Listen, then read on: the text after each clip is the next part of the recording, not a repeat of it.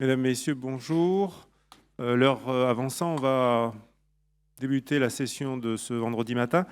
Je me présente, je suis le professeur Revel, responsable du pôle des urgences à Bordeaux. Je suis contente de vous accueillir avec les organisateurs de ce congrès qui a manifestement un succès important et on est content d'avoir toute cette affluence, y compris sur ce matin.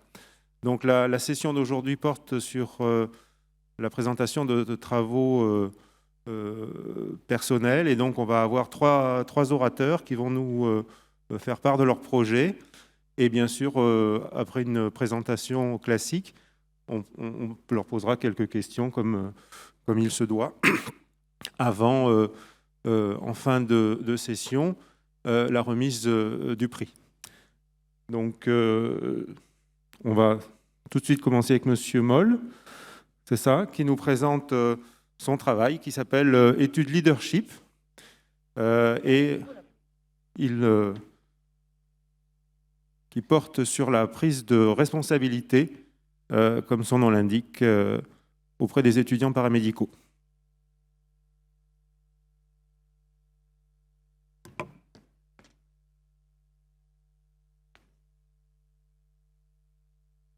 Bonjour à toutes et à tous. Tout d'abord, il faut que j'enlève le masque ? Oui, c'est sûr, c'est mieux. Bonjour à toutes et à tous. Tout d'abord, merci à l'ANCESU pour l'organisation de ce super congrès. Merci également d'avoir retenu notre projet, notre proposition de communication. Alors je dis note parce que si je suis tout seul sur scène avec mon micro ce matin, c'est bien toute une équipe qu'il y a derrière. C'est l'équipe du CESU et c'est l'équipe du Centre de formation des professionnels de santé. L'étude que je vous présente a fait suite à un DU de pédagogie que j'ai réalisé à Amiens. Alors, le titre de l'étude, c'est Leadership pour leadership en situation de crise simulée chez les étudiants paramédicaux, influence de l'interprofessionnalité. On va y revenir. Alors, je représente le CESU 05, c'est un CESU de montagne, un petit CESU. Effectivement, la saison de ski approche, si vous voulez le savoir, et il commence à neiger. Il va continuer à neiger ce week-end, donc peut-être qu'on vous retrouvera dans nos stations. J'ai pas de conflit d'intérêt avec cette présentation, pas de conflit d'intérêt avec les stations de ski, donc je ne pourrais pas vous avoir de forfait, désolé. Alors, pour introduire mon propos, je vous propose un papier qui a été publié par l'Organisation des sports en plein air. C'est un papier suisse qui propose aux moniteurs et aux experts de l'activité en plein air de s'intéresser aux facteurs humains parce que les accidents d'activité en plein air, c'est rarement lié à des lacunes techniques ou à des problèmes matériels. C'est souvent le facteur humain qui est en cause. Alors, le facteur humain, c'est quelque chose qu'on connaît bien puisque c'est un petit peu notre cœur de métier au CESU, c'est notre objet de travail. Si on fait le tour de l'accidentologie autour du facteur humain, il est impliqué à peu près dans la littérature, on trouve 70-80% dans les accidents d'avion, on est 84-88% pour le maritime, 80-85% dans le routier, et chez nous, dans les hôpitaux, 80-85% dans les événements indésirables graves. Alors si on regarde les données qu'on a de 2019, c'est-à-dire avant le Covid, les événements indésirables graves, on les retrouve dans 83% autour des actes thérapeutiques, pratiquement 60% en période de vulnérabilité, c'est-à-dire nuit, week-end et jours fériés. Et pratiquement pour la moitié, la situation de prise en charge du patient, elle était urgente. Alors quand on nous parle... Ah oui, et puis 53%, donc un peu plus de la moitié, des événements indésirables graves auraient pu être évités. Ça veut dire qu'on a une bonne marge de progression. Alors, une prise en charge urgente, forcément, ça nous parle. Une de celles qu'on connaît bien, c'est l'arrêt cardiaque. Ça fait 46 000 à peu près par an. En extra-hospitalier, ça représente à peu près 85% des arrêts cardiaques en France. Un taux de survie à 30 jours qui va de 4,9 à 10,4 quand on entreprend les bons gestes tout de suite. On sait que le facteur qui réduit le plus la morbimortalité, c'est la qualité de la RCP. Et que on ne sera pas surpris de voir que le facteur humain, c'est un des facteurs qui affecte le plus cette qualité de RCP dans des arrêts cardiaques en situation simulée. on constate aussi que dès lors qu'un leadership est adapté dans les situations, là, pour le coup, la situation de l'équipe en entier, leur performance, elle augmente drastiquement. Dans nos équipes de soins, qui prend ce leadership? C'est bien souvent le médecin. C'est bien souvent le médecin. Pourtant, qui est le leader hors présence médicale? Parce que des situations où il n'y a pas de médecin, c'est récurrent. Et on a vu les événements indésirables graves, ça arrive souvent sur des moments de vulnérabilité. Dans la littérature, c'est montré que hors médecin, c'est l'infirmier qui va le faire. Et il n'y a pas de différence significative quand le leadership est adapté entre un leader infirmier versus un leader médecin. Quand on y regarde de plus près, un infirmier, la durée d'exercice dans un établissement public ou privé, l'ordre infirmier nous dit c'est à peu près 7 ans. 7 ans, c'est pas beaucoup quand même. C'est pas beaucoup, ça veut donc dire que les infirmiers, quand ils sortent de leur formation initiale, il faut qu'ils soient déjà à un niveau de capacité qui est assez élevé. Donc si on veut travailler le facteur humain dès la formation initiale, comment on pourrait s'y prendre? On peut s'appuyer sur les recommandations. On a des recommandations qui nous disent assez clairement que la simulation haute fidélité, ça permet d'améliorer les compétences non techniques en soins critiques, ça permet de travailler et d'améliorer le travail en équipe pluriprofessionnelle, et ça en formation initiale ou continue, donc en formation initiale. Alors il se trouve que la simulation chez les étudiants infirmiers, on le fait déjà à Gap, et effectivement on avait montré qu'on retrouvait une franche plus-value sur la prise en charge du patient au niveau de l'arrêt cardiaque, mais pour ce qui était du facteur humain, on n'était pas aussi satisfait qu'on aimerait.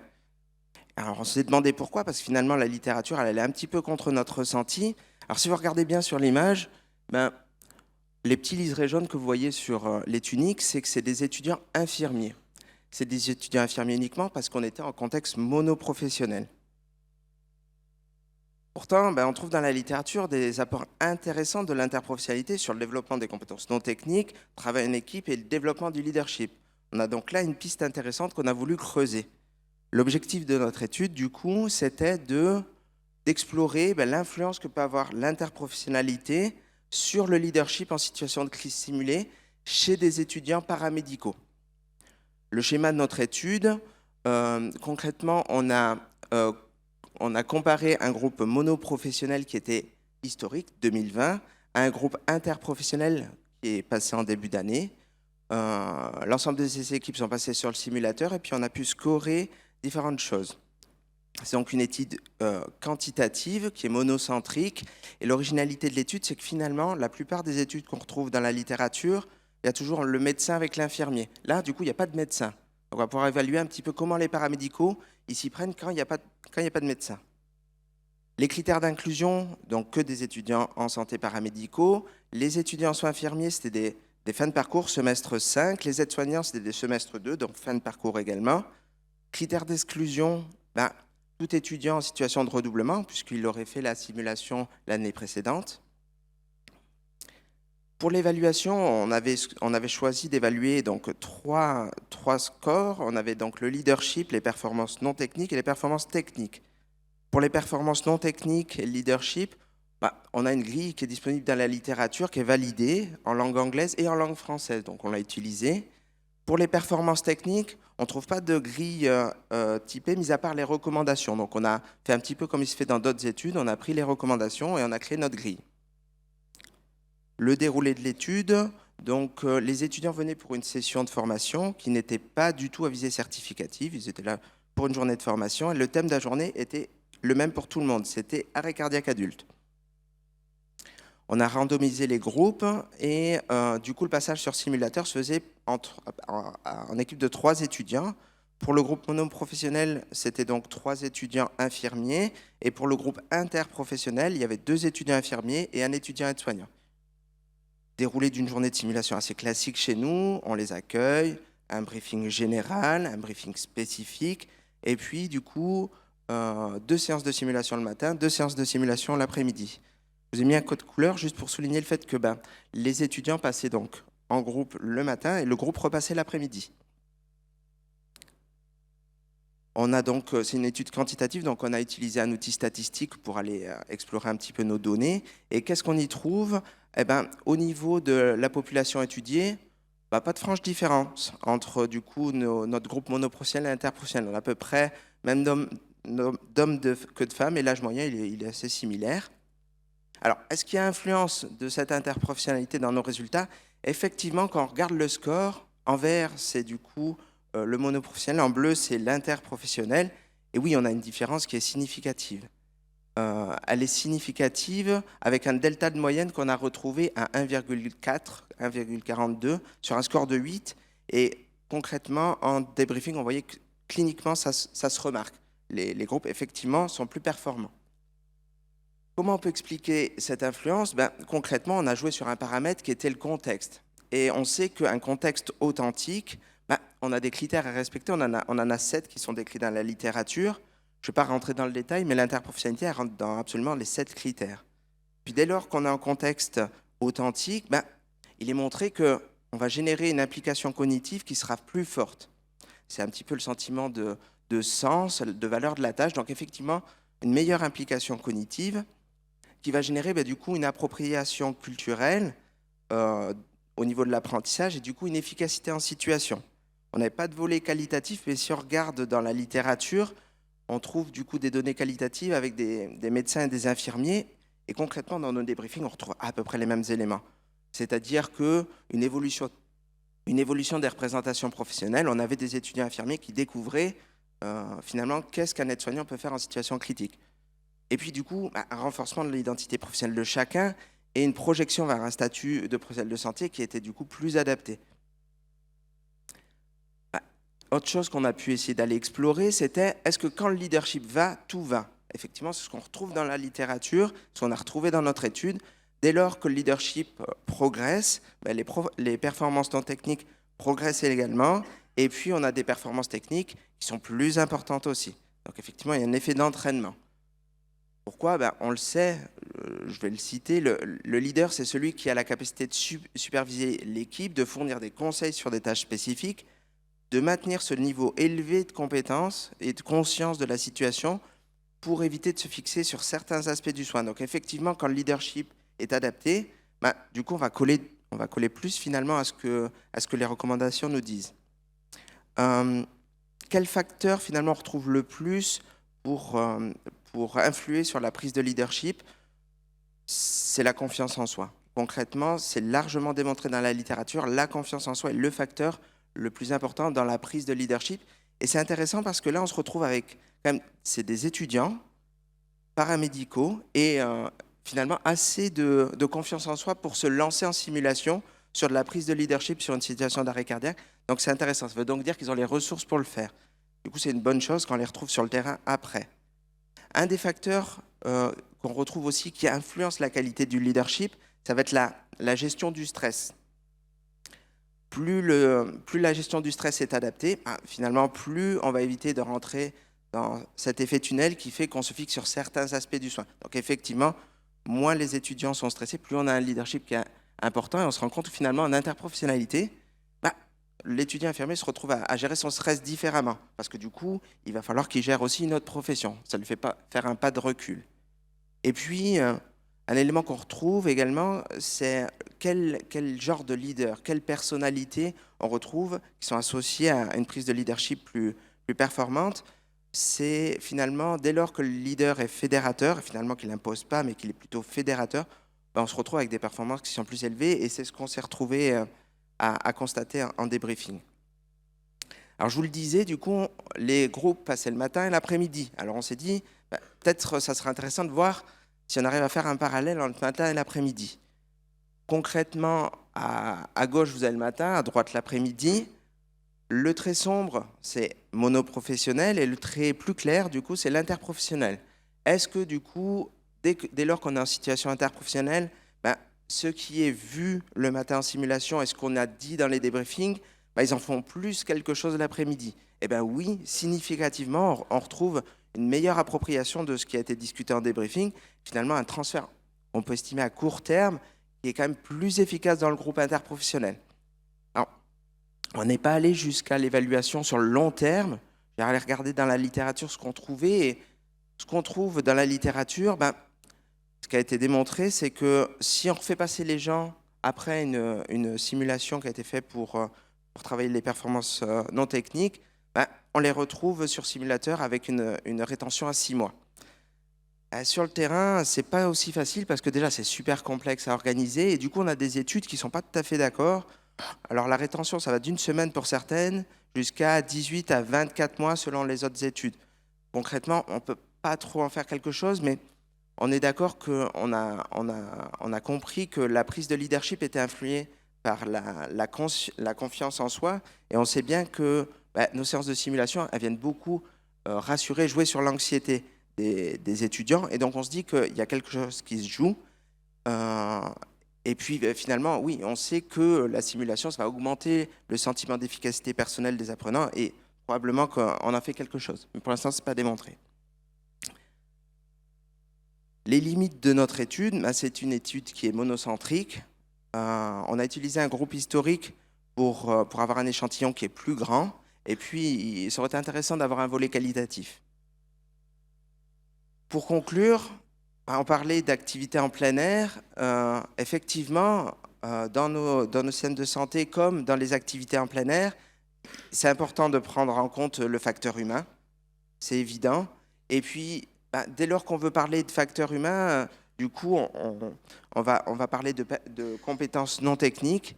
Et puis, notre étude, elle montre, en tout cas pour les étudiants en santé paramédicaux, c'est intéressant de venir chercher, ou en tout cas, on est plus efficace quand on contextualise de manière plus authentique nos séances de simulation. Donc finalement, dès lors qu'on veut travailler des compétences non techniques, il est intéressant d'aller chercher l'interprofessionnalité. Parce que finalement, et ça sera un petit peu le mot de la fin, il faut qu'on apprenne ensemble à travailler ensemble. C'est tout.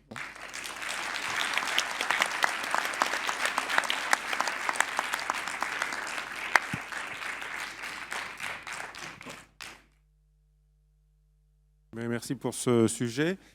En première remarque, je trouve que l'étude est très pertinente. Je pense que le sujet de la prise de leadership et de la gestion d'équipe est déterminante. Vous l'avez bien montré dans les premières diapositives. Donc, c'est vraiment très intéressant de s'intéresser à ça. Je ne sais pas si vous avez une question. Moi, j'en ai une. Juste pour commencer, est-ce que vous aviez, dans ce groupe d'étudiants, fait auparavant, au moment du briefing, un petit peu d'informations sur ces prises de leadership? Est-ce que les étudiants étaient déjà un petit peu sensibilisés ou est-ce qu'ils se sont retrouvés, je dirais, un petit jetés dans le bain ou du moins obligés de s'organiser juste avant de rentrer dans la salle? On n'avait pas fait dans le briefing de points sur l'importance du leadership. Il se trouve qu'on en discute pendant les AFGSU et effectivement, ils avaient leur AFGSU à jour. Donc, au début de leur cursus, effectivement, il leur avait été dit. Après, probablement qu'ils l'ont vu sur les terrains de stage.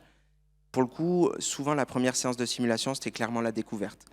La découverte, effectivement, dès lors qu'on met un leader, ça marche mieux. Et puis des fois, le leader, il se dévoilait naturellement et tout le monde disait, dis donc, en fait, c'est vachement efficace et puis c'est vachement pertinent d'avoir un leader dans notre groupe. Puis parfois pas, et puis dans les débriefings, on trouvait qu'il manque quand même quelqu'un pour nous. Donc souvent, la première séance du matin, elle permettait d'aborder un petit peu le sujet. Mais non, ils n'avaient pas eu d'infos avant. Justement, ma question, elle est dans le même sens. C'est est-ce qu'au cours de leur formation à l'IFSI de Gap, ils abordent cette thématique en dehors du thème de la FGSU, sur cette notion d'importance de leadership? Alors, du coup, l'IFSI, le Centre de formation de professionnels de santé, du coup, on a travaillé avec eux et effectivement, non, ils n'en parlent pas particulièrement. Ils vont aborder les questions de raisonnement clinique, du coup, de collaboration, mais ils ne font pas de focus sur le leadership. Du tout. Et est-ce que le débriefing après simulation était porté sur cette notion de leadership puisqu'on fait qu'il y a quand même une différence importante entre le matin et l'après-midi, on peut se dire que s'il y a eu des débriefings qui allaient dans ce sens-là, c'est compréhensible. Oui, concrètement, que ce soit pour le groupe monopro ou interpro, on avait pour chaque débriefing un objectif technique et un objectif non technique. Effectivement, dans ce qu'on discutait en débriefing, on avait du leadership, on avait aussi juste de l'organisation dans l'équipe, de la communication. On a abordé beaucoup de choses, le leadership parmi d'autres, mais oui, on a abordé la prise de leadership et puis finalement sa plus-value. D'accord, merci. J'ai une question. Dans vos groupes, est-ce que vous avez eu des leaders, on va dire, inattendus ou avec une posture qui a nécessité d'être peut-être repris au débriefing, c'est-à-dire pas une absence de prise de leader, ou voire un leader qui était pas celui qu'on attendait. Est-ce que vous avez eu un leader aide-soignant, par exemple, élève aide-soignant? On n'a pas eu de leader aide-soignant, même si en fait l'aide-soignant se positionnait souvent en se tournant vers l'infirmier pour que ce soit lui qui le prenne. Et là encore, du coup, dans les types de leadership un peu inattendus, oui, il y a eu des situations où il n'y en avait pas. Il y avait des situations où du coup le leader changeait, où il était un petit peu partagé. Et puis on a eu des situations où le leader, il était particulièrement autocratique. Il gérait tout et puis finalement il avait du mal à déléguer. Mais du coup, il était le leader, mais il ne permettait pas à l'équipe de rentrer dedans. Ça fait des débriefings intéressants, ça, c'est sûr. Y a-t-il des questions dans la salle?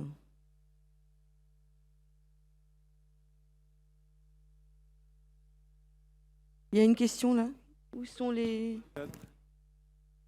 Ah, non, c'est le monsieur qui transporte les vitres. Alors, en attendant, est-ce que vous avez prévu dans vos sessions, est-ce que vous faites des formations pour les personnels titulaires? Quel est votre est-ce que vous avez ce temps? Est-ce que vous avez est-ce que vous faites des sessions d'entraînement pour la RCP, par exemple, avec les infirmiers du service ou les aides-soignants? Est-ce qu'une fois diplômés, ils ont accès Oui, à... oui, complètement. On a des sessions de simulation qui vont tourner autour de la gestion d'un arrêt cardiaque, mais pas que. Ça peut être l'AVC en phase aiguë, comme du coup le traumatisé sévère. Et oui, effectivement, après les équipes entraînées, en tout cas les équipes de professionnels sur le terrain, on travaille avec eux qu'en interprofessionnalité. Et chez les étudiants, on ne travaillait pas en interprofessionnalité parce que finalement, c'était une demande du CFPS, du centre de formation, parce que c'était plus pratique pour eux de l'organiser comme ça. Et c'est intéressant parce que du coup, en le travaillant avec eux, ils se sont rendus compte que c'était complexe à organiser pour eux, mais que ça apportait une plus-value parce que forcément, les étudiants, quand ils sont revenus dans le centre de formation, ils ont fait un retour en disant que c'était extraordinaire de se rencontrer sur des sessions de formation. Et pour le coup, il y a le décret aide-soignant qui est sorti entre-temps où l'interprofessionnalité est mise en avant. Et là, le projet, en tout cas pour le CFPS, c'est d'aller travailler le raisonnement clinique en interprofessionnalité. Au vu des résultats, dès lors qu'on veut travailler sur les compétences non techniques, on voit bien que de contextualiser en interpro, c'est intéressant. Voilà. D'accord. Est-ce qu'il y a une question dans la salle? Non. Moi, je vais quand même juste poser une dernière question. Parce que dans la contextualisation d'un certain nombre de services, le ratio infirmier-aide-soignant est plutôt à l'inverse. Oui. Si on va dans des services de médecine interne, de gériatrie, etc., on aura plutôt un ratio un infirmier pour 2 aides-soignants. Est-ce que vous avez prévu éventuellement de faire des séances de simulation avec l'étude du leadership avec ce ratio-là? Parce que peut-être qu'un leadership situationnel se démarquerait un peu plus, en tout cas pour certains aides-soignants.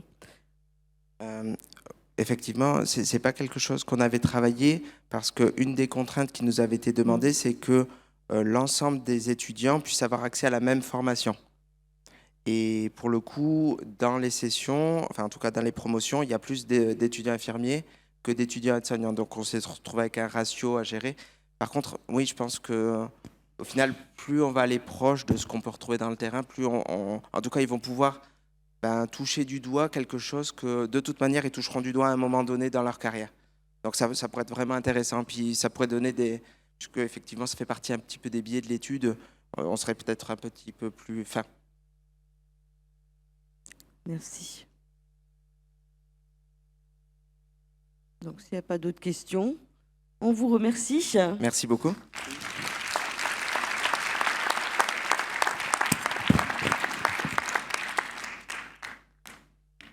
Et du coup, nous accueillons Philippe Chagnot, qui est... il a un fan club, responsable pédagogique au CESU de Mont-de-Marsan, qui a fait un travail sur l'évaluation de la mémorisation en formation continue à FGSU par reprise expansée. Et c'était dans le cadre d'un Master 2 d'ingénieur de la e-formation. Merci. Oui, merci.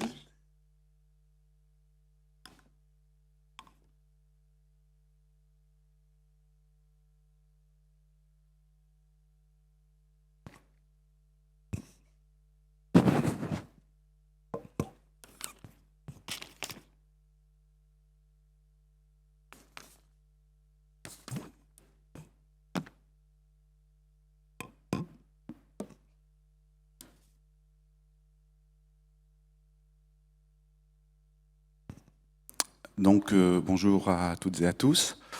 Je vais donc vous présenter cette étude sur l'évaluation de la mémorisation en formation continue à FGSU par reprise expansée, travail mené en collaboration avec les docteurs Blondet, Carry et Blaquière. Alors, tout d'abord, le point de départ de cette étude, c'est le traitement des questionnaires. Alors, c'est une étude qu'on a menée de janvier 2019 à décembre 2020. Et donc, le point de départ, c'est le traitement des questionnaires de satisfaction de fin de formation en 2016 et en 2017. Et en est ressorti que beaucoup d'apprenants en FGSU nous disaient que 4 ans entre la formation initiale et la réactualisation, c'était très très long. Et qu'ils avaient tendance à oublier les messages reçus en formation. Et puis, d'autres nous disaient que les réactualisations d'une journée, c'était trop court, parce qu'on était obligé de revenir sur ce qui avait été vu, et ça leur faisait beaucoup d'informations en une seule journée.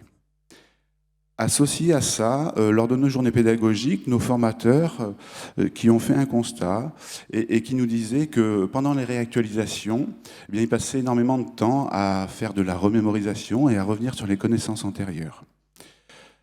Toujours associé à ça, en 2017, j'ai suivi un MOOC Apprendre et enseigner en sciences cognitives, et puis quelques lectures, et pour au final qu'une question ressorte. Et la question est la suivante, c'est mais finalement, que faisons-nous pour favoriser la mémorisation dans le temps ? Alors, que nous disent les sciences cognitives ? Les sciences cognitives nous disent que l'oubli, c'est un phénomène naturel. On a tellement d'informations qui arrivent tous les jours que notre cerveau fait des choix. Et que ce phénomène naturel, eh bien, il impacte les informations récemment acquises. Alors bien entendu, on a fait des recherches. On a surtout trouvé des études qui étaient réalisées auprès d'élèves, notamment des élèves de primaire et de collège. Et donc, on a eu du mal à trouver des études faites auprès des adultes. Et c'est la raison pour laquelle on a mis en place cette étude. Toutefois, en juillet dernier, eh bien, j'ai pu lire une étude qui a été menée, en même temps que la nôtre finalement, en 2019, une étude qui a été publiée sur la mémorisation, justement, à rythme expansé. Les objectifs de départ, tout d'abord, bien entendu, c'était d'évaluer la mémorisation de l'adulte, avec de la consolidation active par reprise expansée. Alors, consolidation active, en fait, avec du questionnement. Non pas de la consolidation passive avec simplement de la lecture. Donc, du questionnement, et ceci avec des reprises expansées. Reprises expansées, des reprises dans le temps et expansées en espaçant chaque reprise de plus en plus. Alors, justement, il y a eu des travaux qui ont été faits, et c'est loin d'être récent, puisque Ebbinghaus, en 1885, a mis en place des reprises expansées, et en était ressortie une courbe très connue. Et puis, depuis 1885, très peu de choses. On a tout de même trouvé une étude de Meurs et d'Horst, qui a été faite en 2015, et qui vient conforter les travaux d'Ebbinghaus. Alors bien entendu, notre objectif principal, c'était d'évaluer l'impact du feedback proche. Notre hypothèse de départ, c'était que la consolidation active par reprise expansée associée à du feedback proche permettrait d'optimiser la mémorisation dans le temps. Alors, un point sur l'étude.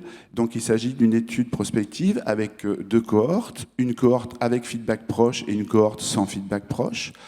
Elle a été randomisée. Alors, l'inclusion pendant toute l'année 2019, à la fin de chaque formation, les personnes qui souhaitaient participer à l'étude nous laissaient leur adresse mail. Et en fin de formation, on tirait au sort et on mettait une adresse mail dans une des 2 cohortes de manière équitable.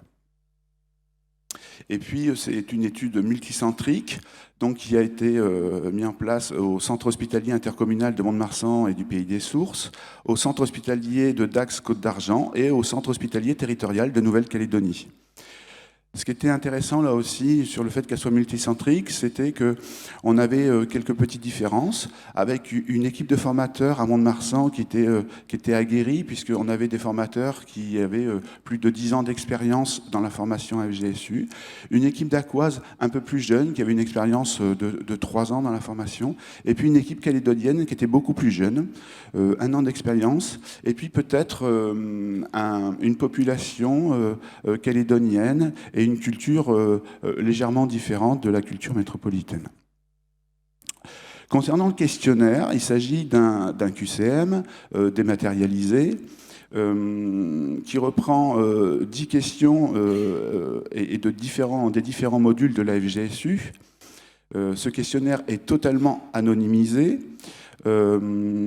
Il y avait un choix de 5 réponses pour chaque question, avec une réponse unique. Et dans ces 4 choix, il y avait le choix de « je ne sais pas ». On a tout d'abord mis en place le questionnaire en pré- et en post-formation. En pré-formation, bien entendu, pour mesurer les connaissances avant l'apport théorique et la pratique, et puis mesurer ce qui a été retenu pendant la formation. Mais surtout, ce qui est intéressant, c'est qu'on va se servir, et on s'est servi dans le temps de ce taux de bonne réponse en post-formation, pour pouvoir comparer les reprises dans le temps.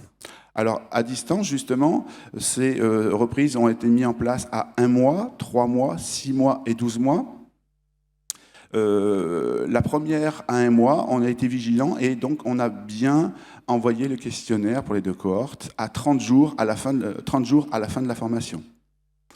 Et puis après, pour les reprises à 3, 6 et 12 mois, on envoyait les questionnaires le premier jour du mois.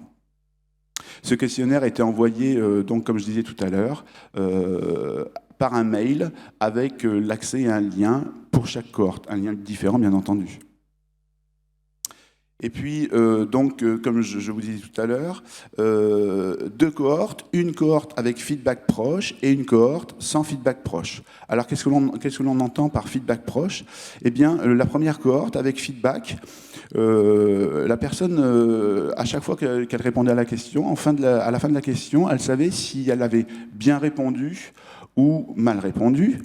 Et puis, lorsqu'elle avait bien répondu, on faisait un peu de gratification. On disait bravo, vous avez entièrement raison, c'est ce qu'on a vu en formation.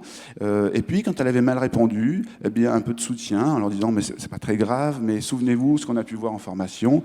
Et dans les 2 cas, avec un apport de la justification et un rappel de ce qui avait été vu en initial.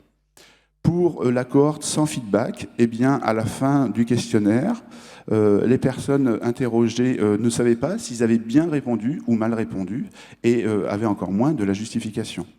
On les remerciait simplement d'avoir participé au questionnaire. Concernant les effectifs, durant l'année 2019, 797 personnes ont été formées sur les 3 sites et 94% de ces personnes nous ont donné leur accord pour participer à cette étude. À 1 mois, on voit que 168 personnes ont répondu au questionnaire avec feedback et 159 ont répondu au questionnaire sans feedback, ce qui représente un taux de réponse à 1 mois de 44%, et on a trouvé ça tout à fait honorable. On va continuer avec les effectifs. Ce qui est intéressant ici, c'est de s'arrêter sur les professions représentées. Et on voit qu'il y a des non-professionnels de santé qui sont représentés, donc qui ont suivi les FGSU1, à hauteur de 22,6% pour la cohorte avec feedback, 18,2% pour la cohorte sans feedback. Et puis 18 professions paramédicales représentées, c'est la grande partie, à 67,3% pour la cohorte avec feedback, 71,1% pour la cohorte sans feedback. Et puis enfin, 4 professions médicales, donc pharmaciens, sages-femmes, médecins et chirurgiens dentistes, représentées à hauteur de 10,1% pour la cohorte avec feedback et 10,7% pour la cohorte sans feedback. Concernant les effectifs à distance, on a vu tout à l'heure que donc à un mois, nous avions 168 personnes qui avaient répondu au questionnaire avec feedback et 159 personnes qui avaient répondu au questionnaire sans feedback. Et puis, on voit qu'à 12 mois, on a eu des perdus de vue à hauteur de 34% pour la cohorte avec feedback et 38% pour la cohorte sans feedback. Les perdus de vue majoritairement à 6 mois, comme on peut le voir. On va maintenant s'intéresser aux résultats. Alors, de manière globale, on peut voir que le taux de bonne réponse en préformation était de 44,8%. Et puis, donc, ce taux de formation en post-formation, ce taux de bonne réponse, en post-formation était de 80,6%. Ce qui est intéressant également ici, ce sont ces deux chiffres. Et je vous disais tout à l'heure que le constat au départ, c'était que les formateurs s'interrogeaient, ils se disaient, mais finalement, quand ils reviennent en réactualisation, ils ont oublié beaucoup de choses. Et ces chiffres nous donnent des pistes et pourraient confirmer en fait ce constat de nos formateurs, puisqu'on voit qu'en réactualisation 1, on a à peu près le même taux de bonne réponse, on a même un point de moins par rapport à la formation initiale. Et en réactualisation 2, on a un taux de bonne réponse qui est d'environ 3%, 3,6% de plus en réactualisation. Concernant les résultats à distance, on peut voir que concernant la cohorte avec feedback et sans feedback, il n'y a pas de différence significative puisqu'on est à 81,9% de taux de bonne réponse pour la cohorte avec feedback et de 81% de taux de bonne réponse pour la cohorte sans feedback. En revanche, on peut voir qu'à 3 mois, 6 mois et 12 mois, nous avons une différence significative entre les deux cohortes et que cette différence significative, est significative. On va maintenant discuter justement de ces résultats, mais avant cela, j'aimerais revenir sur les conditions optimales favorisant la mémorisation et revenir sur ce que nous disent les sciences cognitives. Donc les sciences cognitives nous disent que, pour optimiser la mémorisation, il faut s'assurer de la compréhension des apprenants. Il faut développer l'attention de nos apprenants, renforcer par de la rétention par reprise de temps, avec de la mémorisation active et apporter du feedback proche au questionnement posé. Alors, en présentiel, avec les méthodes utilisées en AFGSU, on s'aperçoit qu'on répond finalement à ces conditions, puisqu'on s'assure bien tout au long de nos formations que nos apprenants ont compris le message donné. On développe l'attention, puisqu'on a des groupes de 12 personnes, avec une relation extrêmement proche entre le formateur et les apprenants, avec des stimuli constamment, en mettant en place du questionnement, mais aussi de la pratique du geste, de la mise en pratique, des mises en situation. Et puis, en formation présentielle, on fait bien des reprises de temps aussi, puisque à la fin de chaque séquence, on revient sur ce qu'on a vu, et puis on fait des reprises de temps également en début de chaque demi-journée, en fin de chaque demi-journée, en fin de journée, en fin de formation. Et ces reprises de temps, elles sont faites par de la mémorisation active, puisqu'on vient questionner nos apprenants. Et puis, bien entendu, on leur apporte du feedback proche et on répond. Donc, on affirme, on infirme et on leur donne de la justification derrière. Ça, on le fait bien en présentiel. Mais au vu des résultats et au vu de l'analyse des résultats, qu'est-ce qui se passe dans le temps ? Bien, on peut voir qu'à 1 mois, on a un taux de bonne réponse de 81%, donc proche de ce qui est en fin de formation pour la cohorte avec feedback, mais aussi pour la cohorte sans feedback. Ça veut dire que finalement, à 1 mois, nos apprenants ont gardé en mémoire ce qu'ils avaient vu. À 3 mois, pour la cohorte avec feedback, eh bien, on a un taux de bonne réponse qui est légèrement supérieur du taux de bonne réponse en post-formation. Et puis, pour la cohorte sans feedback, on voit qu'il y a une chute d'environ 4 points, et il y a déjà, la mémorisation commence déjà à être altérée. À 6 mois, on voit pour la cohorte avec feedback que, on est toujours dans un taux de mémorisation qui est égal, et là, voire même supérieur, puisqu'on a gagné 4 points. Et puis, c'est surprenant d'ailleurs, hein, pour la cohorte sans feedback, on voit ce petit pic. À la lecture des résultats, on a été vraiment surpris par cette petite remontée. On a du mal à se l'expliquer, donc on a quelques hypothèses comme ça, on pourra peut-être en discuter tout à l'heure, mais on a du mal à l'expliquer. Mais on voit tout de même qu'il y a une chute qui est très légère de la mémorisation. En revanche, à 12 mois, eh bien, on voit que là encore, il y a une belle différence, et que cette différence allait de un taux de bonne réponse avec feedback de 83%, donc légèrement supérieur à ce qu'on a pu avoir en post-formation. Et puis on voit qu'à 12 mois, on a une chute de 6,5 points du taux de bonne réponse pour la cohorte sans feedback. Alors je voudrais revenir sur un biais, puisque tout à l'heure, je vous ai parlé de cette anonymation des questionnaires. C'était un parti pris. On a fait le choix d'anonymiser nos questionnaires par bienveillance pour éviter que les personnes participants puissent se sentir jugées, évaluées, et puis aussi peut-être pour les inciter à participer à l'étude et pour avoir des cohortes suffisamment représentatives. Et donc cette anonymisation fait qu'on ne peut pas affirmer que chaque personne a répondu à chaque reprise. C'est-à-dire qu'on ne peut pas affirmer que une personne qui a répondu à 12 mois a bien répondu également à 6, 3 et 1 mois. Les cohortes nous disent qu'il y a de grandes chances que, mais on ne peut pas l'affirmer. En conclusion, eh bien, les résultats pourraient nous dire que les reprises expansées avec feedback permettent une bonne rétention à 12 mois. Notre étude elle va se poursuivre, et elle est en train de se poursuivre à 24 mois, puisqu'on a commencé à envoyer les questionnaires. Elle se poursuivra également à 36 mois. Et puis, pour les personnes qui viendront se réactualiser chez nous, on refera un questionnaire en présentiel à ce moment-là. L'idée, c'est d'essayer de voir s'il y a un maintien ou pas à 4 ans, et s'il y a une altération de la mémorisation à 4 ans. Pour forcément, et c'était le point de départ, essayer d'altérer le moins possible la mémorisation pour axer encore plus nos réactualisations sur la pratique, ce qui est l'objectif initial des réactualisations. C'est de revenir un peu moins sur la théorie, mais de faire de la pratique, des mises en situation, parce que finalement, la prise en charge de l'urgence vitale, lorsque ça arrive, c'est essentiellement de la pratique. Donc, pour pouvoir faire, il faut comprendre, mais il faut s'entraîner pour pouvoir maintenir la qualité des gestes.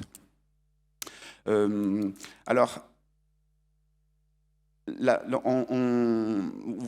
pense que vous voyez où je veux en venir, et certainement qu'il est hors de question d'envoyer des questionnaires comme ça pour garder pour maintenir la mémorisation, mais peut-être se poser des questions sur comment on pourrait faire, alors à quel rythme, avec quels outils.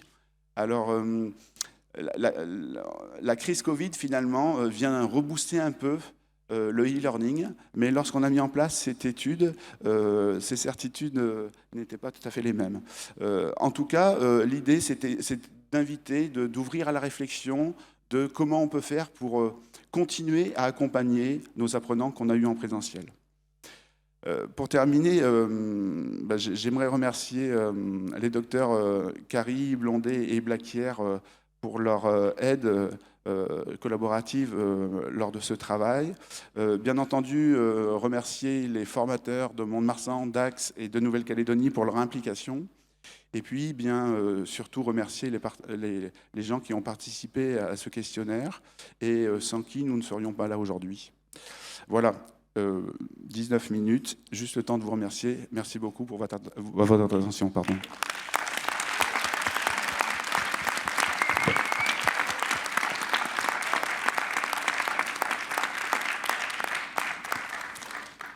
Merci Philippe pour cette étude qui nous permet en fait compte d'objectiver ce qu'on ressent tous justement sur cette difficulté à maintenir à jour les connaissances des apprenants entre le moment où ils font la FGSU et le moment où ils reviennent au CESU. Alors en attendant qu'il y ait une question dans la salle, justement moi ma question c'est, tu l'as évoqué tout à la fin, est-ce que vous avez déjà des pistes pour effectivement maintenir à jour ces connaissances de façon là expansée entre la formation initiale et le recyclage, en dehors des questionnaires qui sont pas forcément réalisables partout et pour tous? Alors oui, on a des pistes, on commence à réfléchir à la question. Les pistes, c'est le e-learning. Alors le e-learning, on peut faire beaucoup de choses, mais surtout le faire de manière active. On a pu voir pendant la crise que le e-learning a été surtout basé avec beaucoup de vidéos, mais finalement c'est quelque chose d'assez passif. Et est-ce que ce serait suffisant pour mémoriser dans le temps? Eh bien, c'est une question qu'on peut se poser. On envisagerait plutôt de proposer ce qu'on appelle des parcours avec à la fois du questionnement, à la fois de l'apport théorique, du visionnage de vidéos pour essayer de maintenir dans le temps. Alors, là encore, il faut essayer de savoir comment on peut mettre tout ça en place. C'est certainement pas facile. À quel rythme, et puis surtout la durée. Si on commence à faire des choses beaucoup trop longues, est-ce que les gens le feront? Eh bien, on peut se poser la question. Le e-learning, c'est aussi ce qu'on appelle le micro-learning. Le micro-learning, maintenant, avec les smartphones, on peut faire beaucoup de choses. Le tout, c'est de le faire en lien avec ce qu'on a pu voir là tout de suite, et surtout axé sur quelque chose de très actif pour remémoriser ce qu'on a pu voir en présentiel. Si je peux me permettre une remarque.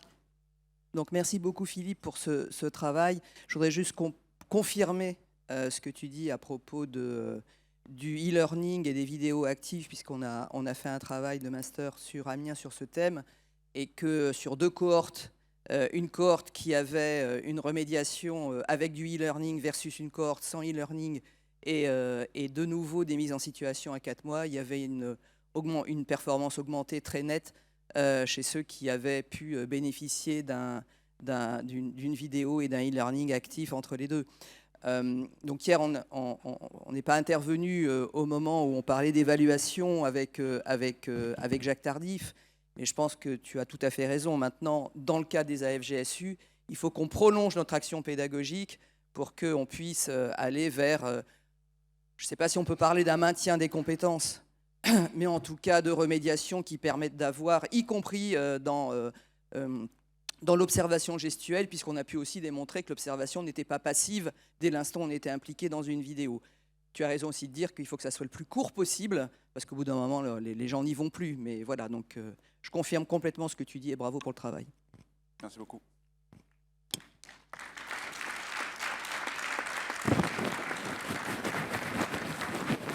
Alors, il y a une question là-bas, de Claude. Là-bas. Où ça ?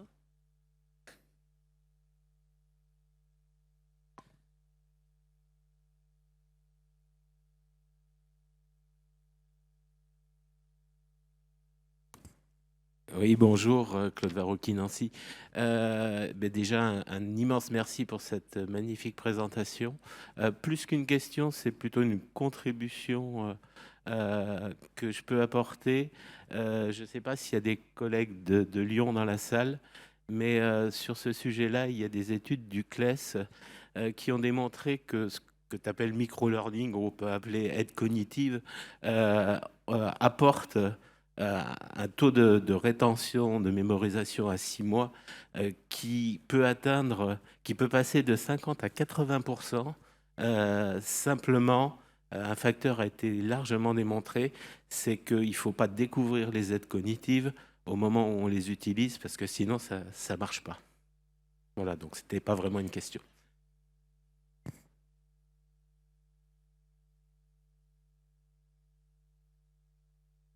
Oui, moi j'ai une question à vous poser. Les cohortes sans feedback n'ont jamais eu de réponse, ou est-ce qu'elles ont été décalées? Non, jamais eu de réponse. D'accord, donc ils remplissaient un questionnaire. Oui. Et est-ce qu'on leur suggérait d'aller chercher la réponse, ou on les laissait un peu seuls, quoi, hein, enfin, si je... Oui, alors lorsqu'on envoyait le questionnaire, on envoyait un petit message, et dans ce message, on leur demandait de jouer le jeu sans aller rechercher des informations avant de répondre au questionnaire. Alors, on ne sait pas ce qu'ils ont fait réellement, mais on imagine qu'ils ont joué le jeu, mais on peut s'interroger, et notamment à 6 mois finalement, de se dire le fait de ne pas avoir de réponse. Et c'est totalement humain. Quand on a un questionnaire, on aime bien savoir et se positionner en se disant tiens, j'ai bon, j'ai pas bon. Et puis, et donc, on imagine, c'est une des pistes pour expliquer qu'il y a un petit pic à 6 mois, que les gens, finalement, le fait de ne pas avoir de réponse, aient fait une démarche en allant rechercher l'information. Mais finalement, est-ce que c'est pas gagnant ? Juste ça, en fait, de les interroger et que eux aillent chercher des informations, est-ce que finalement, c'est pas gagnant, ça aussi? Oui, ça mériterait d'être étudié. C'est sûr que l'accompagnement d'un apprenant est quand même un élément important, quoi, parce que pour des raisons diverses qui font à nos occupations quotidiennes, on peut avoir du mal à les chercher, ou peut-être pas aller chercher les bonnes. Donc c'est vrai que cette relative solitude, on comprend qu'elle soit pénalisante. Et puis bon, bien, j'ai juste une remarque que je faisais aussi, c'était vous essayez d'occuper cet espace latent entre deux formations, et c'est bien, parce que la remarque qu'on peut faire quand même, c'est ces périodes de 4 ans sont très longues, et on pourrait en discuter toute la matinée pour savoir qui a eu cette idée saugrenue de mettre une borne aussi loin. Je vous demande de réfléchir, si vous réalisez un geste ou un soin une fois tous les 4 ans, quelle pertinence et quelle compétence vous avez au moment où vous le réalisez. Donc c'est bien d'essayer d'accompagner ces mesures qui, de toute évidence, si on devait les reprendre dans un parcours d'apprentissage, mériteraient que les bornes soient revues, à mon avis. Voilà. Mais en tout cas, j'ai beaucoup apprécié votre travail. Bonjour. Encore une question. Bonjour Philippe, c'est Carole. Une question sur le travail. Est-ce que dans les questionnaires qui ont été envoyés à 1 mois, etc., à distance, est-ce qu'on a la notion de savoir si les gens ont vécu une situation d'urgence qui justement permettrait une rétention à long terme qui serait de fait augmentée ? Puisqu'on sait que ceux qui pratiquent et qui le vivent ont une rétention augmentée. Est-ce que ça a été testé? Est-ce qu'il y avait un petit truc, à cocher juste? Non, on ne peut pas répondre à cette question. Mais effectivement, bien, si on devait refaire quelque chose, on rajouterait certainement une question comme cela. Mais ça vaudrait le coup de le faire en multicentrique, du coup. Oui.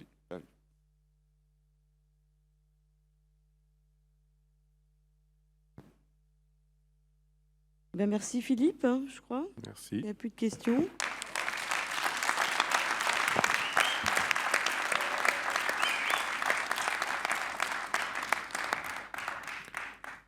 On va passer à la dernière communication. Donc Pierre Chénaud, son équipe de Guyane, qui va nous présenter son travail sur le transfert et la construction et le transfert des apprentissages dans les activités de formation.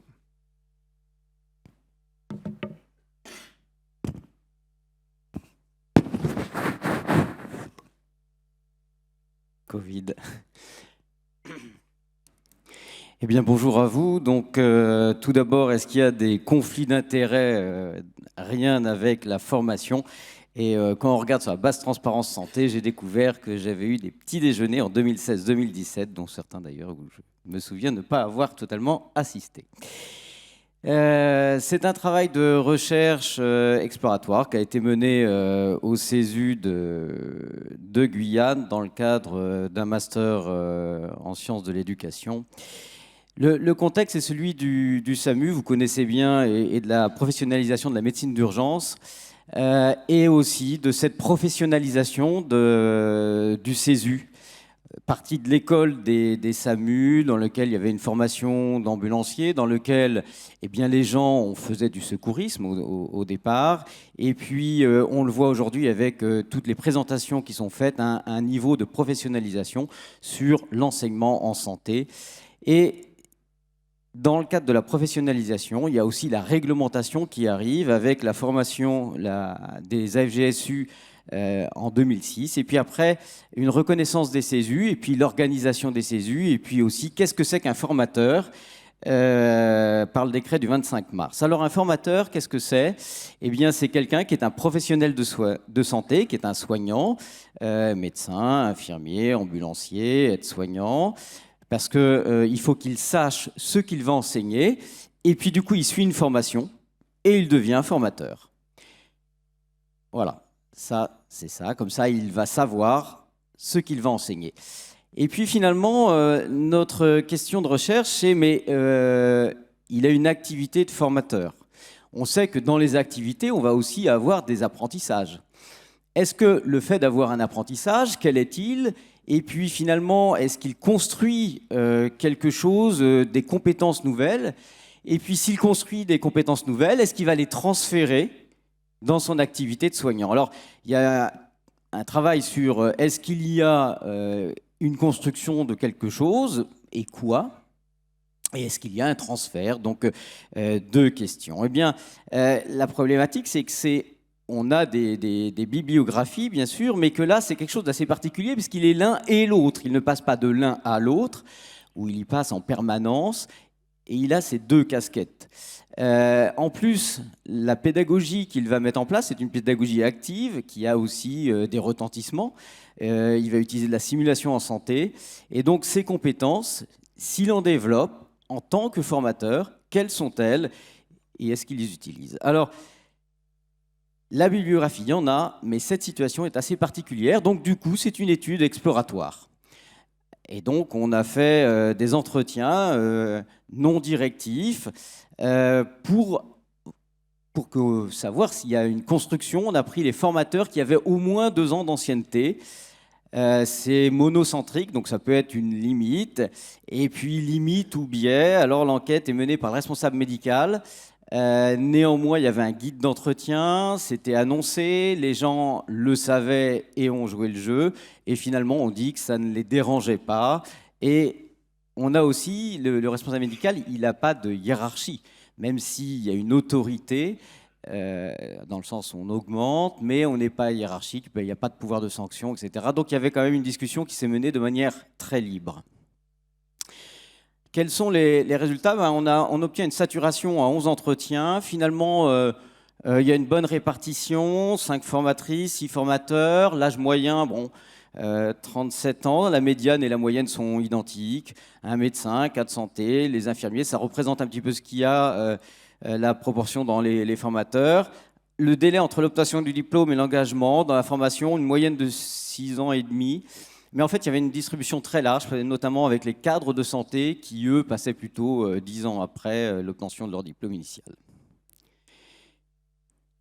On a eu des choses qui étaient attendues et puis des choses finalement plus inattendues. Alors, on les a réparties en groupes. Quelque chose qui vient un peu les compétences techniques en médecine d'urgence et puis des compétences non techniques et la posture du formateur. Et on va voir ça un petit peu après. Qu'est-ce que c'est que cette posture du formateur qui revient dans le service de soins? Alors ça, c'était attendu finalement. Ça, c'est le verbatim en bleu. Quand même, on est ultra à jour de notre GSU. Évidemment, ils l'enseignent, ils font des gestes. Et de le faire régulièrement en formation, c'est quelque chose qui reste frais. Donc, ils disent « nous sommes compétents quand on revient dans le service ». Et puis quand même, il y a même un petit peu au-delà, c'est on le sait faire, mais en plus on a même un devoir un peu d'exemplarité. Il faut vraiment être irréprochable.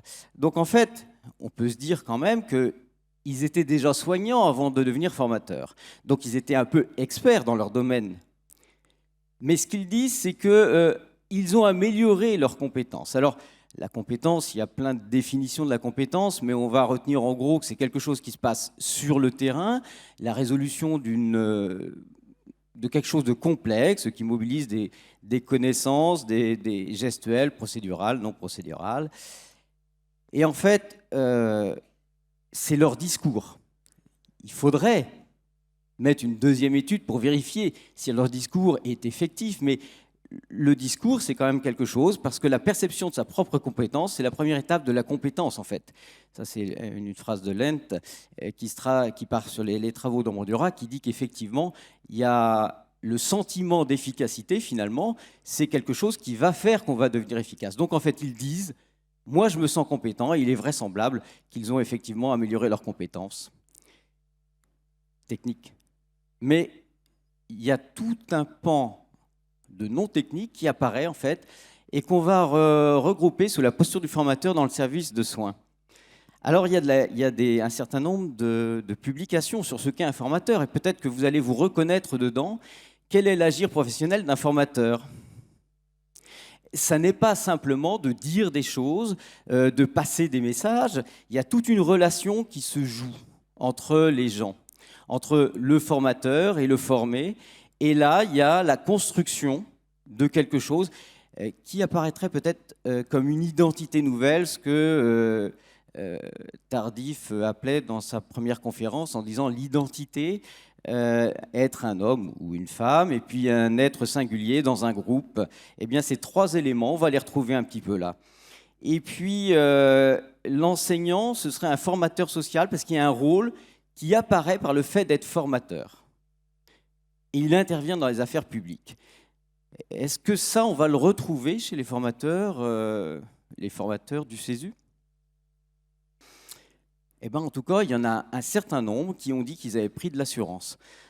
Il y avait des gens qui avaient dit avant, on n'était pas très motivés, un peu timides, tout ça, on a été un peu sollicités, puis ils disent après, mais après, tu as un peu plus de... Ils s'appuient sur leurs compétences techniques en disant, je sais des choses. Mais du coup, ça les incite à intervenir dans la société, à intervenir dans les groupes. Tu as un peu plus droit dans tes bottes, tu es plus sûr de toi. Et le fait d'être un peu plus sûr, je ne vais pas bêtement appliquer, mais je vais essayer d'influencer. Ça va même jusqu'à, d'ailleurs, c'est la CAT qui m'a dit. Alors là, on a quelqu'un qui dit que quelqu'un d'autre a remarqué qu'il y avait un changement. Donc là, on est dans le cadre d'un transfert. Oui, on entend que tu râles plus souvent, plus machin. Alors, je ne sais pas si c'est bénéfique pour les cadres d'avoir des formateurs qui reviennent dans le service, mais en tout cas, je ne sais pas si c'est une bonne chose, mais elle donne son avis maintenant, cette personne. On a, dans le cadre de la prise d'assurance, ils développent, on va le voir après, qu'ils vont avoir développé la pratique réflexive. Ils vont prendre en compte les émotions des gens alors qu'avant, ils disent qu'ils les prenaient moins. Et ils vont avoir des prises d'initiative jusqu'à l'inversement d'un positionnement social. C'est-à-dire que les formateurs CESU ont acquis une compétence relationnelle, une prise d'assurance qu'ils vont remettre dans les services quand ils arrivent. Et le premier, c'est une prise en charge d'un enfant. Il y a un médecin, un infirmier, il y a une équipe SMUR qui arrive, donc avec un médecin SMUR, et finalement, c'est l'infirmier qui dit je pense que l'équipe, d'après ce que j'ai capté sur place, je pense qu'ils avaient besoin de parler, donc j'ai proposé à l'interne et au médecin d'aller débriefer. Et il va mettre en place un débriefing alors qu'il y a un médecin SMUR, qu'il y a un médecin de service, qu'il y a un interne. Il change. Il y a une démocratie sociale qui arrive. Il a un rôle social. Et un deuxième donne d'autres exemples. Ça a été un débriefing forcé parce que j'ai vraiment voulu débriefer. C'est-à-dire que ces formateurs ont acquis des compétences qu'ils remettent dans le service au bénéfice du service, c'est-à-dire qu'ils ont mis en place des débriefings. Alors la réflexivité, les études en soins infirmiers sont beaucoup basées sur la réflexivité, beaucoup moins peut-être en médecine, et peut-être que ça va arriver. Mais la réflexivité, finalement, de penser sa propre action, il faut des connaissances, pas simplement du sens commun, de la culture du métier. Et finalement, c'est compliqué. Et c'est ce que on a d'autres publications qui disent que inciter à la réflexion, au développement de la pratique réflexive, c'est complexe.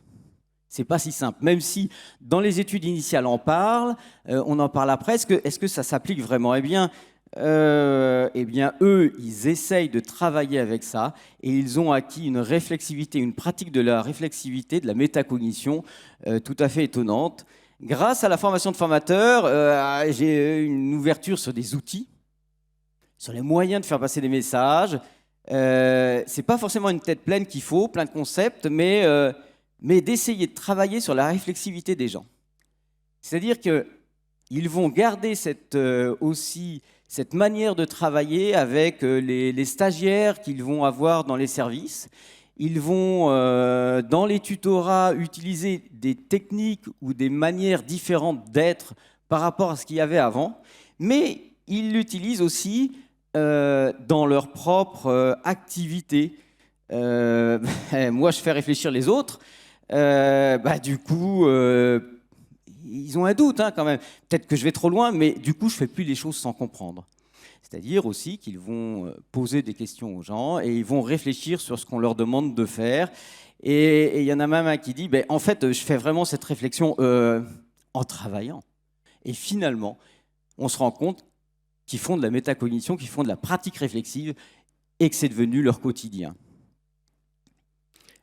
La communication relationnelle. Donc en fait, là aussi, c'est des choses qu'ils vont avoir appris, ils vont avoir construit une identité, et cette formation informelle, ça ne veut pas dire ils ont acquis de manière informelle des compétences, ce qui ne veut pas dire que les compétences qu'ils ont acquises sont floues ou sont pas bien bornées, mais par contre, c'est le chemin par lequel ils les ont acquis qui n'était pas attendu, c'est-à-dire qu'il n'y a pas eu de cours sur voilà comment vous allez être. Ils ont appris par immersion, par mimétisme, dans le groupe social. Ils ont développé des compétences relationnelles nouvelles qu'ils réappliquent après. Ils le mettent d'enseigner à deux, par exemple, à FGSU, ils font à deux. C'est quelque chose que je n'avais pas connu avant, c'est-à-dire que donc ça apprend aussi à se laisser la parole à l'autre, à se respecter. Et donc, du coup, ils vont respecter les autres dans les services et ils vont respecter aussi les gens. Ça m'a appris à comprendre et analyser une situation avec mes collègues de travail. Ils ne sont plus les mêmes quand ils reviennent dans le service. Et ils prennent en compte les émotions. Donc, en fait, pour moi, cette formation de formateur, elle est plus que se limiter à ces procédures. C'est travailler sur les relations dans le travail et l'apprentissage. On a donc des formateurs qui ont un rôle social quand ils reviennent dans les services. Et ils disent, on va travailler sur la bienveillance. On devient bienveillant, ils deviennent empathiques en fait. Et dans la pratique de tous les jours, c'est ce que je donnais comme exemple, quand elle fait de l'accueil aux urgences, et bien maintenant, je sais écouter les patients, reformuler, de ne pas donner d'ordre, de ne pas infantiliser le patient. Et finalement, on voit partout, il ne faut pas infantiliser les gens, il faut prendre en compte. Eux disent, maintenant, c'est ce que je fais. C'est du discours, ça mériterait d'être testé, vérifié par ailleurs, mais au moins c'est une première étape de ce qu'ils disent faire. Avant, je ne faisais pas pareil. Avant, j'étais un peu péremptoire. Maintenant, ça a changé. Ils disent même, alors ce n'est pas tout à fait le sujet là, mais que dans leur vie personnelle, avec leurs conjoints, leurs enfants, ils ont aussi changé. La communication et le langage, le pourquoi, et bien maintenant, le pourquoi, ils ne l'utilisent plus. Ils disent, finalement, il y a une grande différence entre dire pourquoi est-ce que vous n'avez pas pris vos médicaments et qu'est-ce qui fait que vous ne l'avez pas pris. Ce n'est pas les mêmes réponses. Ils en sont aujourd'hui convaincus. Ils disent, les éléments de communication, des trucs tout bêtes, je ne dis plus des ordres, je ne donne plus des ordres aux gens. Donc, ils ont changé par le biais de l'activité de formation qu'ils ont régulièrement. l'échange avec l'autre, le comportement, le langage, ils disent on communique différemment avec le malade. On a un vrai changement là qui peut être identifié au moins dans leur discours et sans doute dans la réalité. Ce sont donc des formateurs totalement singuliers. Merde, je ne sais plus où j'en suis dans le temps. Des formateurs totalement singuliers qui ont cette double compétence. Il y a tout un apprentissage informel qui est apparu sur la prise d'assurance, la pratique réflexive, la communication relationnelle et le langage. Et ils ont développé une posture sociale. Alors, si on voulait vraiment mesurer ça sur le terrain, il faudrait une autre étude en interrogeant, par exemple, les collègues pour savoir est-ce que vous pensez comment... Alors, il faut qu'en plus, il n'y ait pas trop de turnover dans le service pour dire... Votre collègue que vous avez connue il y a 2 ans, est-ce que vous trouvez que depuis 2 ou 3 ans qu'elle est devenue formatrice, eh bien, ça a changé sa relation avec vous, ça a changé la relation avec les malades? Étude un peu compliquée à mener, mais en tout cas, eux disent, j'ai changé. Et beaucoup ont dit, il y a un avant et un après avoir été formateur. Oui. Il y a une relation sociale et le fait de devenir formateur, ils se sentent mieux, ils ont du plaisir à l'être et à tel point que il y en a un qui a conclu, à mon sens, on devrait tous être formateurs. Moi, je prône pour que tout le monde devienne formateur au CESU. Ça devrait être obligatoire. Voilà, merci beaucoup.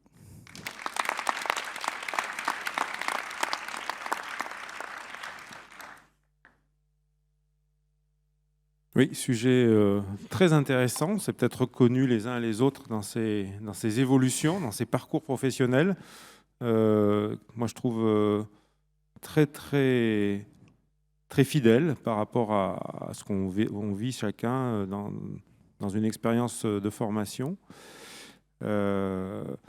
Et puis, c'est vrai qu'on peut même la décliner dans d'autres, en dehors des formations organisées autour du CESU, des formations qui peuvent se passer dans les services. Hein. On peut identifier des collègues qui vont devenir référents.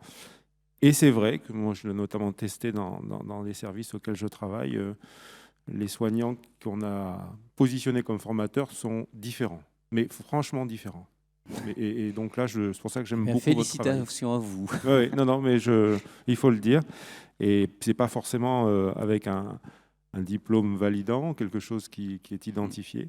Le fait de leur faire accéder à cette capacité à transférer l'information, et comme vous le dites très bien, à s'occuper des autres et à devenir bienveillant, je pense que c'est des plus dans leur posture et c'est toujours un grand bénéfice pour eux et pour le service. Est-ce qu'il y a des questions après cette remarque ?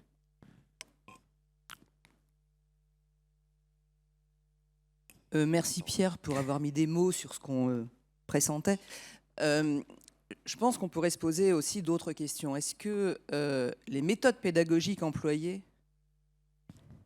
par les formateurs ont les mêmes conséquences dans les services ? Je veux dire par là que très clairement, des enseignants, on en a eu tout temps. Est-ce qu'on pouvait se dire la même chose avec des enseignants formés avec d'autres types de pédagogie? Donc, est-ce que les modes pédagogiques, je pose la question, j'en sais rien, mais est-ce que les méthodes pédagogiques employées, en particulier les méthodes pédagogiques basées actives, basées sur la découverte, basées sur le conflit cognitif, basées sur, finalement, ont les mêmes conséquences que ce qu'on pouvait vivre avec des méthodes pédagogiques plus classiques de démonstration ou de cours magistral? Point d'interrogation. J'en sais rien. C'est une question que je pose. La deuxième est une remarque. On sait tous que dans, par exemple, la formation d'infirmier, il est écrit finalement qu'il y a des tuteurs infirmiers. Mais dans notre formation médicale, il est écrit qu'on a un devoir, entre guillemets, d'éducation et un devoir de formation. Et quand on est avec un patient, et c'est pour ça que d'ailleurs, dans un certain nombre de diplômes, on a à la fois l'éducation en santé, et puis de l'autre côté, devenir pédagogue. Et logiquement, cette capacité d'écoute, etc., devrait faire partie de notre profil de soignant, sans forcément être formateur. Donc, ce qui peut être intéressant, c'est de se dire, quand on fait inclus dans les formations, les compétences visées par les médecins, etc., inclus dans les formations, est-ce qu'on n'a pas intérêt quand même à faire à un moment ou à un autre des apports pédagogiques et pour qu'on puisse soigner encore mieux et qu'on ne soit pas forcément obligé d'être un formateur à tout prix pour prendre en compte et écouter l'autre? C'est une deuxième question. Sur la deuxième partie, je pense que le fait, par exemple, cette idée, on a fait la formation à deux, bien, ça nous a appris à laisser l'autre parler. C'est quelque chose au long cours qui va se revenir. C'est une construction d'une identité, du respect de l'autre, mais qui n'a pas été initiée par... bien sûr, tout le monde sait, il faut respecter les autres, etc. Si on faisait une question d'examen, un QCM, faut-il respecter les autres? Tout le monde coche oui. Après, comment on l'apprend? Là, ils l'ont appris par leur propre pratique, entre eux, parce qu'ils ont développé le respect. Et après, ils le remettent. C'est-à-dire qu'en fait, il faut un temps. Nous, on a pris les formateurs à 2 ans, mais il faut un temps d'assimilation, de compréhension, de construction, puis de transfert. Je pense qu'il faudrait quelque chose dans les études médicales et dans les études des soignants sur la communication appliquée, parce que des fois, il y a un cours magistral sur la communication ou un petit groupe, ou voilà, mais c'est très court, c'est pas appliqué. Eux, ils appliquent régulièrement quelque chose. Quelqu'un dit souvent, on fait bien ce qu'on fait beaucoup. Eh bien, eux pratiquent ça, et donc c'est devenu naturel, et ils le retranscrivent. Il y a des choses dedans qui étaient des choses, alors à titre personnel, mais forcément dans une étude, l'idée n'était que moi j'intervienne pas, que j'avais remarqué quand même, qu'eux-mêmes remarquent, qu'ils en font en discussion entre eux, et surtout par rapport aux autres aussi. C'est-à-dire que nous, on a quand même eu de temps en temps des non-formateurs qui disaient « Moi, j'aimerais bien aussi savoir, là, comme ils font, là. » Viens formateur, quoi. Mais oui, il y a certainement quelque chose à faire passer, mais c'est une construction lente. Sur la première question, ce que je voulais juste dire, c'est que quand tu dis qu'il y a plus d'assurance, il y a toujours eu plus d'assurance finalement quand on apprenait l'enseignement. Ce qui est peut-être différent, c'est que les méthodes pédagogiques évoluant, c'est l'autre chose qui a changé.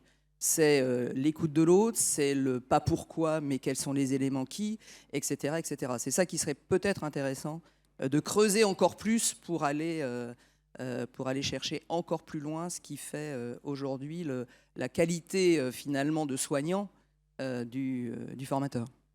Et si je peux me permettre juste une petite réponse, c'est quelque chose qui est ressorti, c'est la prise en compte des émotions des autres, des émotions. C'est-à-dire qu'ils ne sont pas psychologues, mais ils sentent qu'il y a quelque chose, et là, il faut mettre en place, il faut écouter, donc écouter les patients, ou alors cette inversion sociale quand même, ou cette démocratie, parce qu'en fait, dans la posture du formateur tel que Tochon la présente, il y a tout un rôle de démocratie, d'intervention, et là, ils interviennent, c'est-à-dire que, mais ils interviennent en communiquant. Et j'ai pas tout mis, bien évidemment, mais il y en a qui se rendent compte qu'au moment où ils sont intervenus, peut-être que leur langage aurait pu être différent aussi. Alors, ils le décrivent.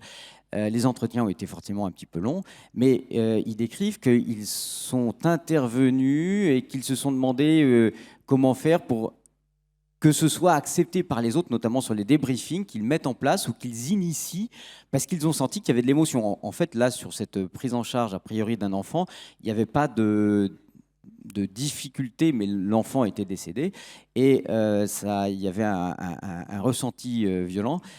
Et la personne s'est interrogée aussi sur la manière dont elle allait mettre en place le débriefing. Donc, en fait, on est vraiment là dans une démarche qui est celle qu'on essaye d'initier chez les formateurs. Et je ne suis pas sûr qu'en démonstratif, ce soit ça qui passe beaucoup. Mais ça, c'est... Voilà. L'étude ne faisait pas ce... C'est ce qu'on peut espérer, qu'on évolue. Bon, oui. J'avais une question. Moi aussi. Pierre Lanca, CSU de Bayonne. En fait, c'est une remarque question. Je n'ai pas non plus la réponse à la question du professeur Mirati, mais il y a quelque chose qui moi, me semble assez évident sur les formateurs quand on les voit émerger de leur formation.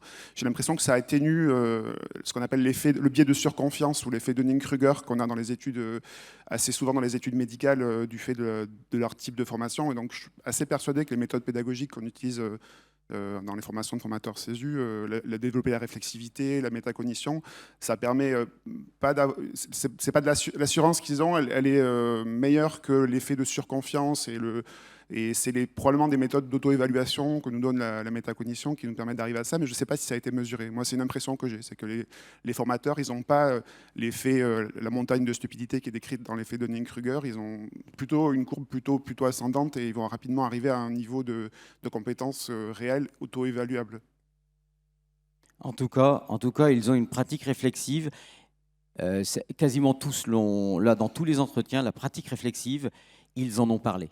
Après, il y a des choses, c'est les entretiens, des éléments qui sortent, certains en donnent d'autres éléments, mais sur la réflexivité, c'était vraiment quelque chose qui a été très partagé. Ouais. Pierre, merci en tout cas pour ton travail. C'est vrai, cette présentation est remarquable et fait écho à tout ce qu'on a pu vivre, nous, depuis des années, et aussi notre engagement, finalement, dans cette direction-là. Moi, je me suis toujours posé quand même quelques petites questions. La première question, c'est que je crois qu'il faut d'abord se connaître soi-même avant d'aller au-delà. Et c'est vrai que ce travail, finalement, que chaque formateur fait sur lui, d'abord, avant de le faire sur les autres, est indispensable pour pouvoir justement développer des compétences chez soi, certainement, et chez l'autre aussi, et puis après avoir à nouveau un retour sur soi-même.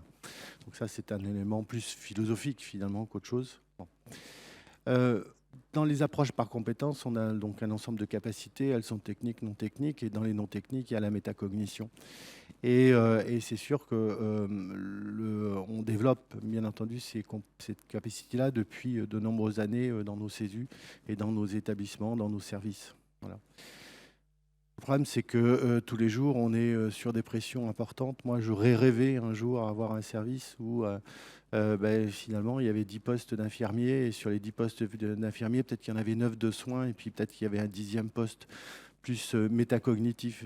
Et l'infirmier, le matin, il arrive, il est posté soit au déchoc, mais peut-être qu'il pourrait être aussi posté sur un poste un peu plus métacognitif pour organiser justement ces débriefings. Hein. Ça, c'était pour les remarques. La question que je te pose, on parle aujourd'hui de qualité de vie au travail.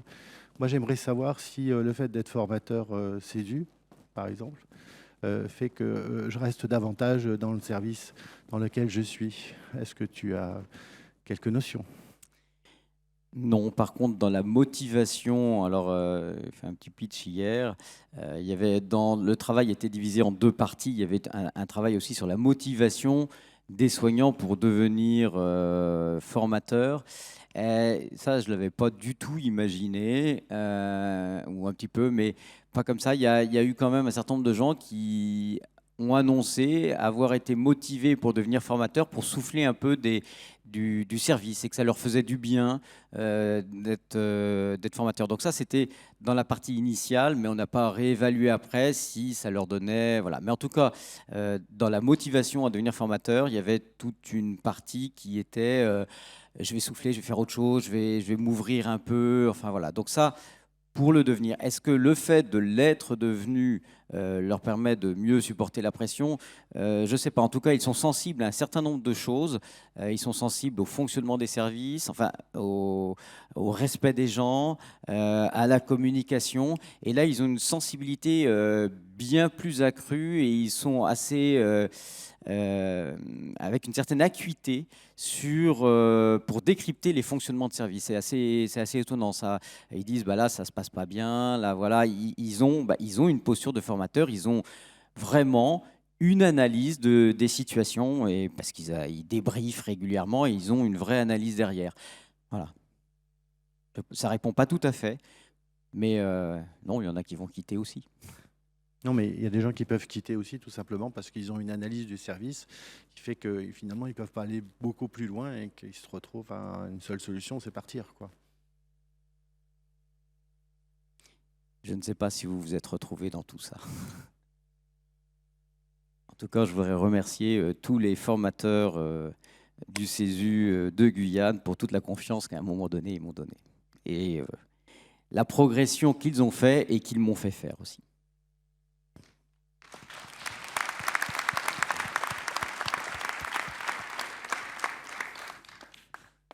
Merci Pierre.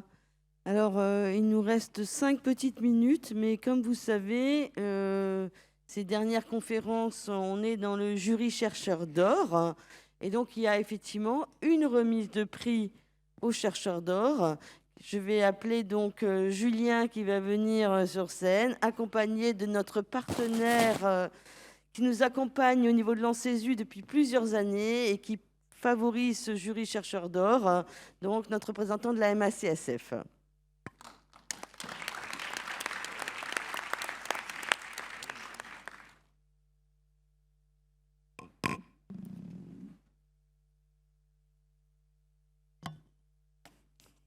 Bonjour à tous. Donc, au nom de l'Association nationale des CESU et du comité d'organisation de ce 29e colloque national des CESU, je tiens à remercier la MACSF pour son partenariat fidèle, constant, généreux. Et j'invite Anne-Sophie Hainaut à venir décerner le prix du chercheur d'or de ce 29e colloque national des CESU. Merci beaucoup. Bonjour, je suis fière et surtout pour la personne qui va gagner ce prix, donc remis au nom de la MACSF, donc Philippe Chéniaud. Voilà, félicitations pour ce prix, bravo. Alors, j'ai pas un gros... Voilà, je n'ai pas un gros emballage, mais le prix sera remis au nom de la MACSF. Merci beaucoup en tout cas. Je ne sais pas trop quoi dire finalement. En général, on dit je m'y attendais pas. C'est un peu ça. En fait, je m'y attendais pas. C'est surtout que j'ai intégré le CESU 40 en 2005. J'ai toujours été là assis. Je vous assure que ça fait bizarre quand on est là, mais c'est une immense fierté et une joie très émue en fait.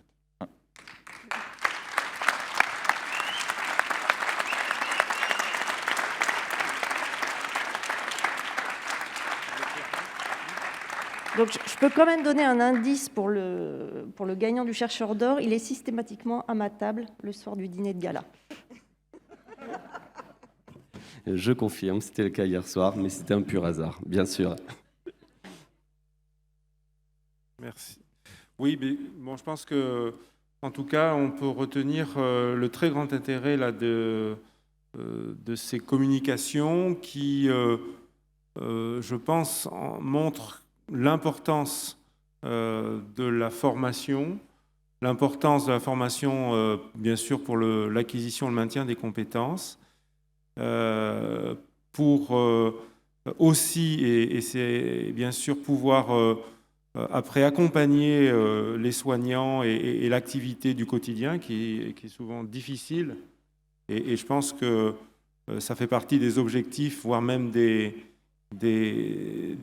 enjeux majeurs des prochains mois ou années, c'est de garder cette capacité à former, cette capacité à enseigner, cette capacité à accompagner des professionnels dans un parcours. L'actualité et nos différentes occupations nous obligent malheureusement souvent à faire des choix qu'on peut regretter, qu'on regrette tous les jours, de devoir supprimer des formations, de devoir ne pas faire ce qu'on pensait devoir faire. Et en tout cas, on voit que chaque fois qu'on prend ce temps, chaque fois qu'on s'organise, chaque fois qu'on maintient cette formation, eh bien, il y a des bénéfices évidents, et bénéfices pour les formateurs, pour les apprenants, pour notre activité et globalement pour les malades, hein, qui en final sont quand même notre objectif et nos missions premières. Et je trouve que ces 3 communications témoignent tout à fait de l'importance de ces activités. Donc, bravo pour avoir organisé cette session. Je pense qu'elle est régulière. Et moi, j'ai beaucoup apprécié y participer.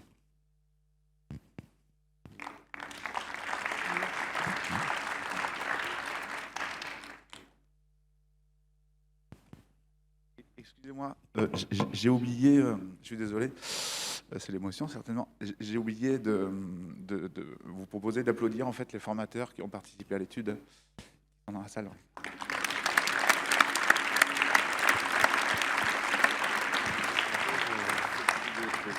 D'accord. Donc on vous libère pour une pause et puis pouvoir être dans le hall pour voir les exposants. Merci de votre présence. Merci.